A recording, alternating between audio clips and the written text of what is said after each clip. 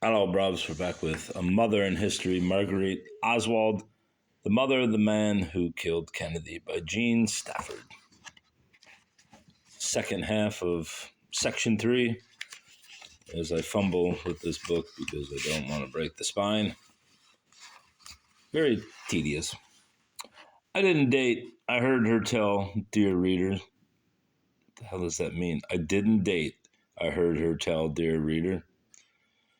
My son John said before the commission she didn't have any friends. Of course I didn't have any friends. Why? Because I was a mother, a working mother. When I came home, I had to take care of the house and the groceries and make sure that my children had clean clothes. So what time did I have for friends? I think this is in my favor.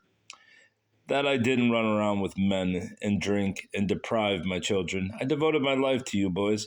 Throughout the soliloquy, the performer herself sat rapt, her elbows among her lunch dishes.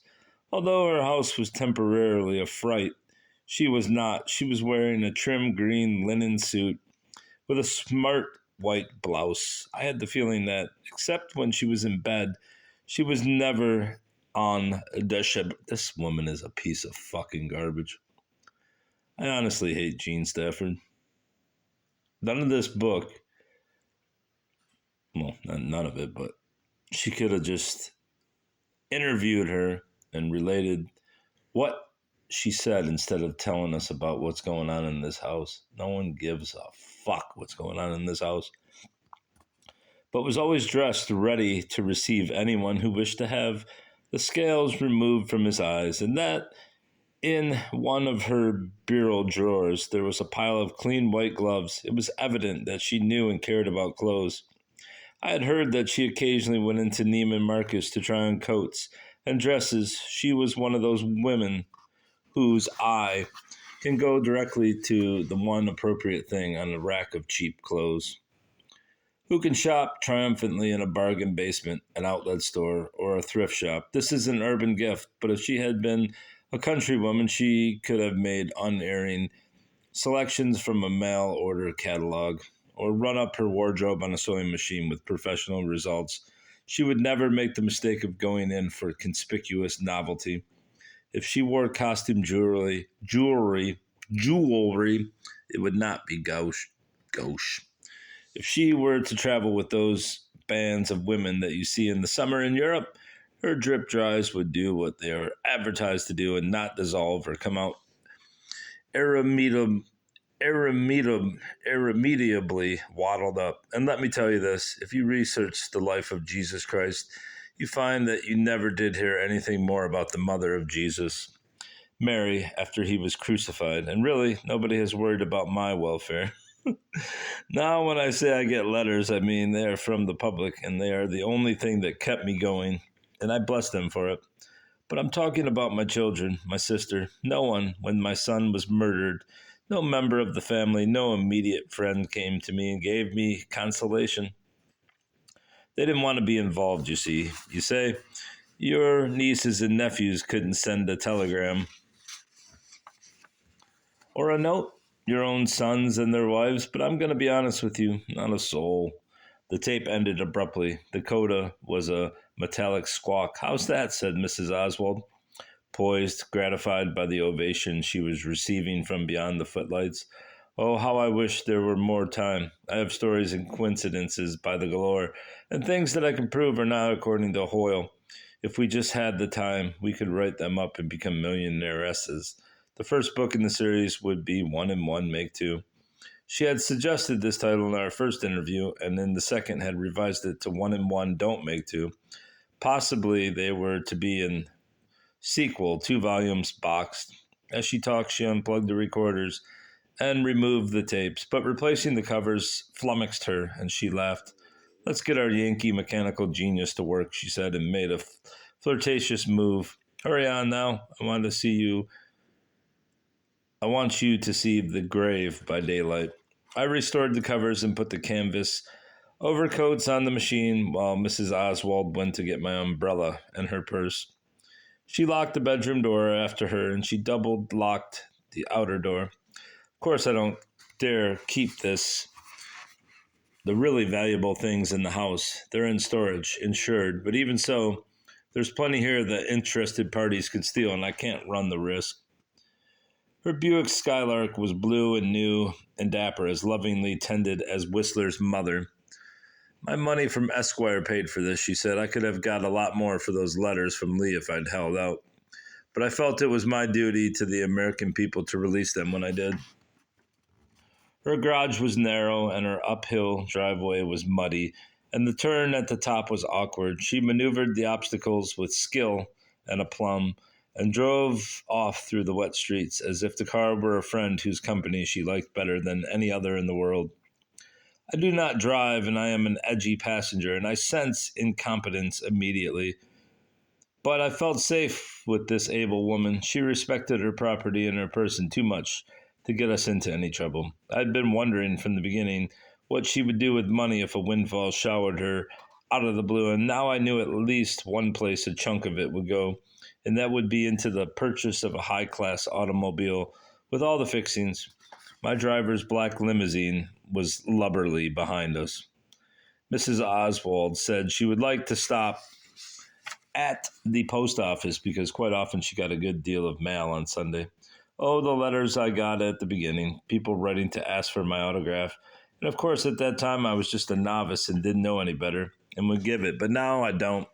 Hemingway always said, all right, you can have my autograph if you pay for it, and I take the same stand. I am in luck. I have a note from her, and it is signed Marguerite Oswald, mother of Lee Harvey Oswald. The O is shaped like a heart with a scimitar through it. She came back from the post office empty-handed, but said that Mother's Day might have something to do with the fact that she had got no letters. I certainly do want to take the opportunity to thank all the people that write me, she said. They write me in connection with what I am doing, and they are the ones that give me the courage to continue in what I believe is right. Our American way of life is my theme. Yes, I know, I said. Did you like New York? Oh, I liked New York. I went there because John Edward was there, and he was in the Coast Guard at the particular time. He was stationed at Staten Island and never moved around, so he and his wife were kind of staple. I don't know what that phrase means, kind of staple. Of course, I didn't expect to live with my daughter-in-law, but that's where I did go when I first got to New York, until I could find a place and housing. You know, there's housing in New York. I agreed, even though by now I knew that she was not interested in any response of any sort to anything. I'm not either. I wish you'd shut your mouth, Gene Stafford. Then, through some friends of my daughter, in-laws, they found me an apartment, and I was delighted. It was 5 blocks from my son's house, but when I went to pay them, the man said, well, you'll have to give $100 under the table. Coming from Texas and not having housing regulations, I didn't even know what he was talking about. He said, well, apartments were very scarce, and in order to get this one, you'll have to pay $100 under the table. Of course, I'll never do anything like this. I hurt myself rather than do something like this. It's the principle, let's say. Most people would have thought, I'll just go ahead and pay and be glad to have an apartment, but not me. I think it's just wrong. But then I did get an apartment. And this brings up, did I like New York or didn't I like New York? Yes, I liked New York just fine. I had to leave because of Lee. He couldn't adjust to New York. It was so different. Apartment house living and such.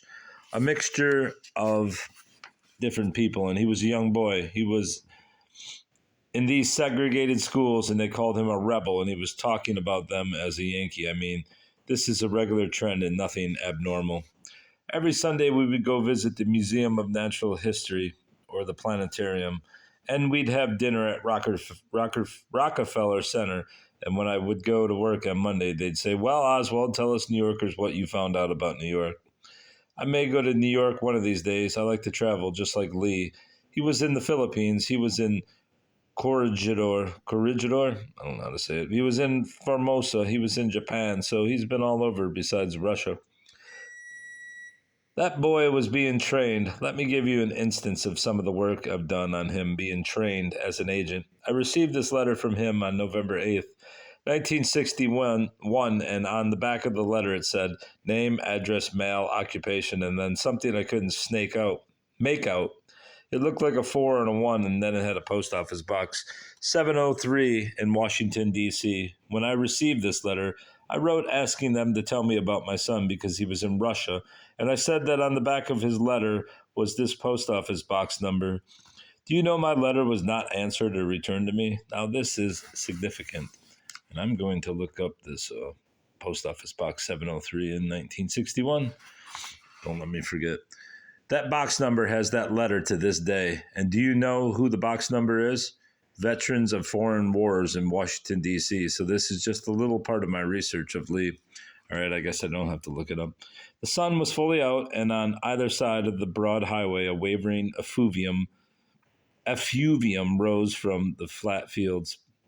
Herds of Hereford white faces grazed in the pastures between archipelagos of oil drums. The scene looked like a photograph for a geography book. In a chapter on principal industries of the states, here's another thing about Stafford. She's got the wrong audience because most people who are going to buy a book like this would have been like housewives, and they don't give a fuck about words like archipelagos and effluvium. And here's another thing I just can't swallow. Lee said he was a Marxist. He went to Russia with all the publicity. He had a Russian wife. We know all these facts. And he was giving out fair play for Cuba literature. I don't know. They say it was. It could have been any kind of literature. Someone said to me, Ms. Oswald, you're just too easy. How do you know it was fair play for Cuba literature? Well, now since I read the Warren Commission report, I will admit it probably was fair play for literature. Her slips of the tongue and Ellison's, though arresting, did not, I think, have any oblique meaning. They happened, most of them at any rate, simply because she talked so fast. So there's nothing to show he did anything shady. He was on a television program on WDSU in New Orleans, and he said he was a Marxist, not a communist, a Marxist. There was a difference, and Marina said there was a difference. I don't know about that, but you do have a higher up, and you do have an extrasensory perception, and the truth, I think, always prevails.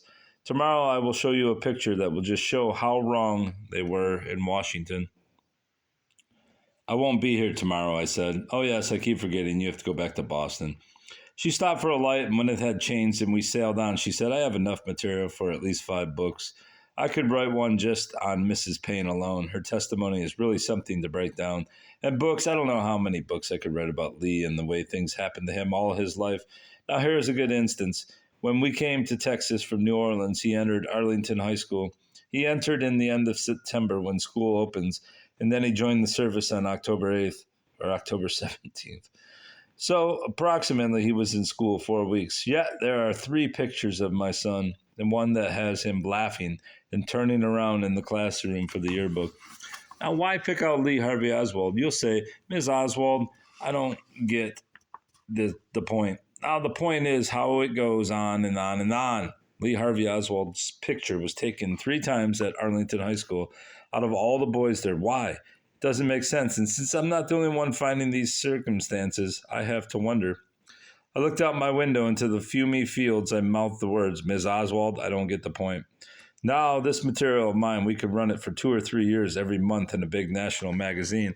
And after that, as a sort of a soap opera on the radio or even TV. And then there'd be the paperbacks and the foreign translations and so on and so forth. Couldn't you take the summer off and come on down and rent the other side of the house so he could write it all up? I mean, I would give of my time and voice and let you see the work I've done, and we could split the proceeds.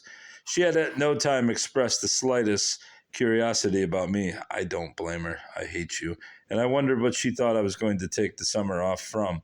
From living in Boston, perhaps? I feel quite sure that if one day I had turned up wearing a beard, she would have paid no attention.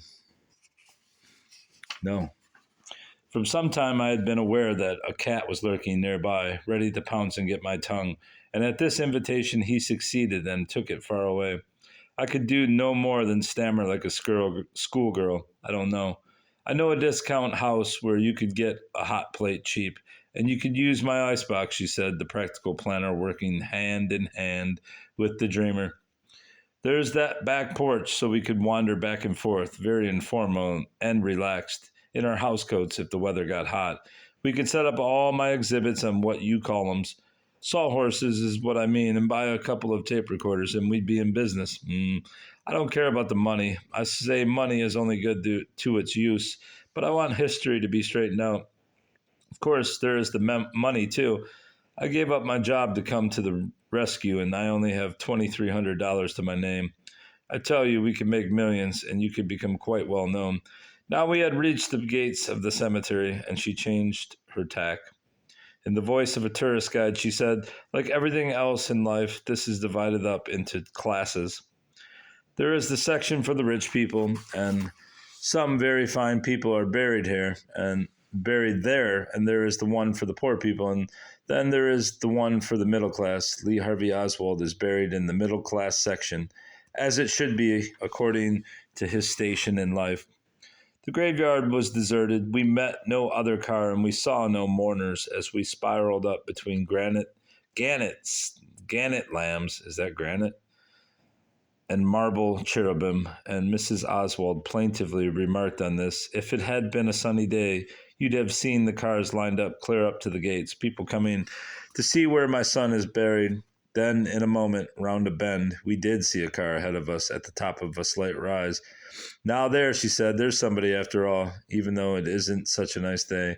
And they're coming to see Lee. We stopped directly behind the car, which, apple green, where it was not besmirched by mud or scabbed with rust, could not have been less than 20 years old. It was long and broad and uncommonly tall, and its rear window was a high, narrow oval through which no human eye could see. It looked as if, when it had been new and probably black, it had been used as a getaway car. Its occupants were slogging through the mud across the road as we opened our doors. They were 5 boys in their late teens, all rangy and simianly long-armed and all wearing dirty dungarees, dirty T-shirts, dirty sneakers, shaggy, dirty hair. They're heading straight for Lee, whispered Mrs. Oswald. Now it's that age I want to reach with my books. The young people. I want to write it all in a way they will understand and know the truth of history. She moved purposely forward, bowing on either side to her vassals and her audience, and halted at a grave at the edge of the road. The vile boys stepped back, and she beamed on them beneficently. They quickly fanned out among other graves higher up the slope, but I was conscious of their eyes on us. The small granite stone that marks Lee Harvey Oswald's grave bears only his name and the dates of his birth and his death. Surrounding it today were half-drowned yellow pansies.